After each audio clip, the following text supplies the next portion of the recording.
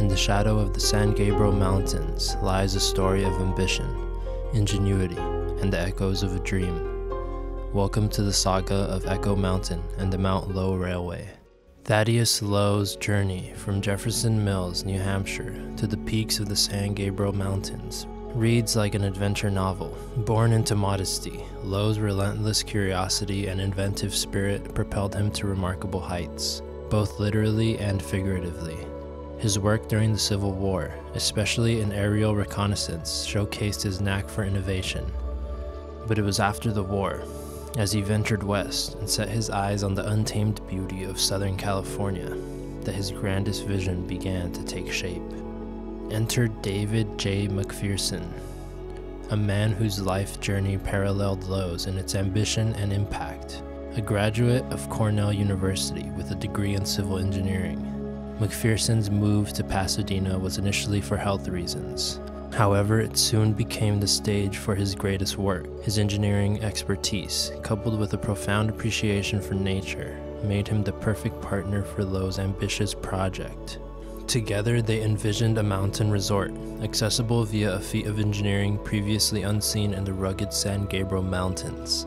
Lowe, the dreamer and promoter, and McPherson, the pragmatic engineer, faced a daunting challenge: constructing a railway through some of the most treacherous terrain in the region. They embarked on this journey with a shared vision of creating not just a transportation system, but an experience that would captivate the imaginations of people from across the nation. Through their collaboration, they laid down tracks that did more than traverse mountains. They connected the dreams of a visionary with the hopes of a nation eager for wonder and escapism.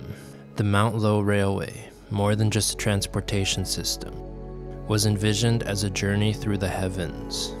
It began with the incline, a daunting ascent up Echo Mountain that tested the limits of early engineering.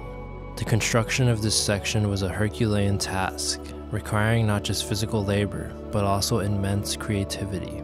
Workers, many of whom were experienced in railroad construction and mining, found themselves facing a new kind of challenge: the steep, unforgiving slopes of the San Gabriels. McPherson, the mastermind behind the engineering, had to devise ways to transport materials up these rugged slopes. The initial stages saw donkeys carrying supplies until the incline could be used to transport heavier loads. The creation of the incline was a story of human endeavor against nature's constraints. The railway's construction was not just a physical feat, but also an environmental challenge. The builders had to navigate through the delicate ecosystem of the San Gabriels, working meticulously to preserve the natural beauty while laying down the tracks. This sensitivity to the environment was a hallmark of the project. As tracks wound their way up the mountain, a network of railways began to take shape, connecting the foothills to the summit. The construction of the railway was a spectacle in itself, drawing curious onlookers and future passengers who marveled at the audacity of the project. It was during these times that the Mount Lowe Railway began to earn its reputation as an engineering wonder, a feat that seemed to defy gravity and nature itself. The completed railway was an enchanting journey through the San Gabriel Mountains, leading to a destination unlike any other. At the heart of this adventure was the Echo Mountain House, a magnificent 70-room Victorian hotel that stood as a beacon of luxury and innovation.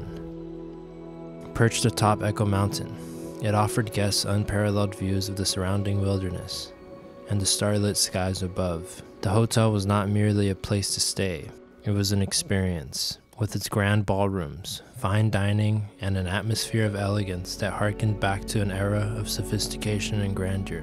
Before the construction of the Echo Mountain House, there was a smaller, more modest establishment known as the Echo Mountain Chalet. Though smaller in scale, the chalet was significant in its own right, offering early visitors a taste of mountain hospitality. It featured a mere 12 rooms, a dining area, and a post office, but it was cherished for its quaint charm and homey feel. But the allure of the Mount Lowe Railway extended beyond the Echo Mountain House.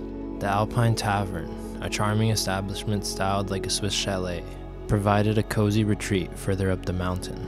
This alpine haven offered a more rustic but equally enchanting experience, nestled amidst the tranquility of the mountains. The amenities offered were nothing short of extraordinary.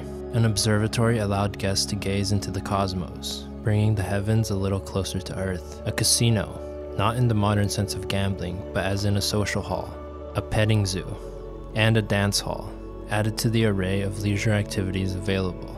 The resort also boasted electric fountains, offering delights and surprises at every turn. The completion of the Mount Lowe Railway and its amenities marked a new era in tourism and leisure. It transformed the sleepy town of Altadena and the surrounding areas into a bustling hub of activity. Tourists from across the nation and around the world were drawn to this mountain paradise, eager to experience the wonders of Echo Mountain and the luxury of its facilities. Tourists at the Mount Lowe Railway were spoiled with choices when it came to activities. The railway's path was carefully plotted to ensure a safe and scenic ascent, allowing passengers to fully immerse themselves in the breathtaking natural landscape. The tracks, with their numerous curves and turns, offered a thrilling ride, each bend presenting a new vista of the surrounding wilderness and the valleys below. Nestled along this serpentine route was the Alpine Tavern, a cozy and rustic establishment that offered a stark contrast to the grandeur of the Echo Mountain House. This tavern, styled to resemble a Swiss chalet, provided a charming and intimate retreat amidst the natural splendor of the mountains. The Alpine Tavern was known for its warm and welcoming atmosphere, offering a comfortable respite to weary travelers. Its construction was a blend of granite from the nearby Crystal Springs area and Oregon pine logs, which gave it a robust yet inviting appearance. Inside, the tavern boasted a large stone fireplace, around which guests could gather for warmth and camaraderie.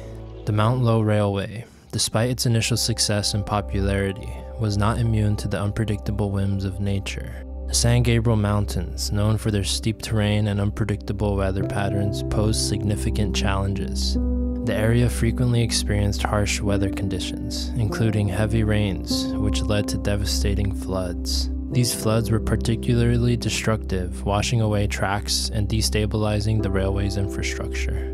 Fires were also a common menace in these dry mountainous regions. The Echo Mountain House, the magnificent hotel that once stood as a symbol of luxury and grandeur, fell victim to a catastrophic fire. This disaster was a significant blow to the resort, as the hotel was a major attraction for visitors. The loss of the Echo Mountain House was not just a physical blow, it also represented a significant financial loss and a dent in the resort's reputation. Beyond these natural calamities, Professor Lowe himself faced personal financial troubles. Despite his ingenuity and vision, Lowe struggled with the economic aspects of maintaining and expanding such a grand endeavor. His financial overreach and the economic downturn of the era led to a severe strain on his resources. Eventually, these financial difficulties forced Lowe into bankruptcy, causing him to lose control of his beloved railway. Furthermore, the resort's decline was accelerated by changing social and economic conditions. The advent of the automobile and improved road networks made remote mountain resorts less appealing to the public, who now favored more accessible destinations. This shift in travel preferences significantly reduced the number of visitors to the Mount Lowe Railway, further compounding its financial struggles. The incline, an engineering marvel and a cornerstone of the Mount Lowe Railway experience, began to show signs of wear and vulnerability as it faced the relentless forces of nature.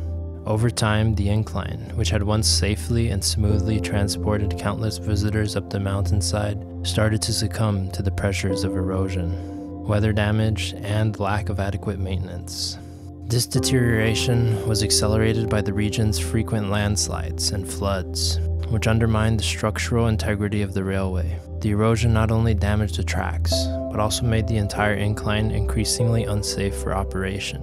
This gradual collapse of such a key component of the resort significantly diminished its appeal and functionality. Simultaneously, the Alpine Tavern, a beloved fixture and symbol of rustic charm and hospitality, met a tragic fate. Disaster struck when a fire, likely sparked by a kitchen accident, engulfed the tavern.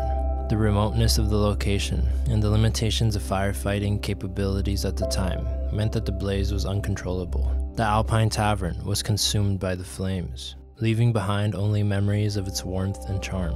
With its destruction, the resort lost another of its key attractions, further diminishing the number of visitors and increasing the speed of decline of the entire operation. Despite the challenges that plagued the resort, including the collapse of the incline and the destruction of the Alpine Tavern, there remained a persistent hope that the symbol of early Californian tourism could be revived.